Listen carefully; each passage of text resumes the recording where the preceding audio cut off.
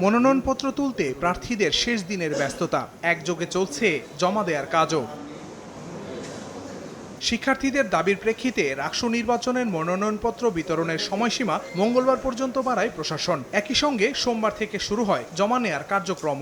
আমরা চাচ্ছি এই ইলেকশনটা যদি নিয়মিত চর্চার মধ্যে থাকে, আগামীতে আর এটা থাকবে না। তবে প্রথম বর্ষের শিক্ষার্থীদের ভোটাধিকার নিয়ে এখনো সিদ্ধান্ত নেয়নি প্রশাসন। এদিকে ছাত্র সংসদ নির্বাচনী প্রচারণায় জমে উঠেছে জাহাঙ্গীরনগর বিশ্ববিদ্যালয়। সকালে মুরাদ চত্বরে প্রচারণা চালায় শিবির সমর্থিত প্রার্থীরা। 4টি দলে ভাগ হয়ে প্রচারণায় অংশ নেন ছাত্রদল সমর্থিত প্রার্থীরা। আমরা চাই নেতারা এখন যেরকম হচ্ছে সবার কাছে কাছে যাচ্ছে, সবার ডাউন টু আর্থ হয়ে সবার কাছে পৌঁছাচ্ছে, তো নির্বাচনে জেতার পরে যেন তারা ছাত্রদের সাথে কানেক্টেড থাকে। শিক্ষার্থীরা বিভিন্ন পরামর্শ দিচ্ছেন এবং তাদের পরামর্শগুলো নিয়েই আমরা সামনে এগিয়ে যাওয়ার চেষ্টা করছি। ডাকসুর যে প্রচারণা সেগুলো কঠিন করে রেখেছে।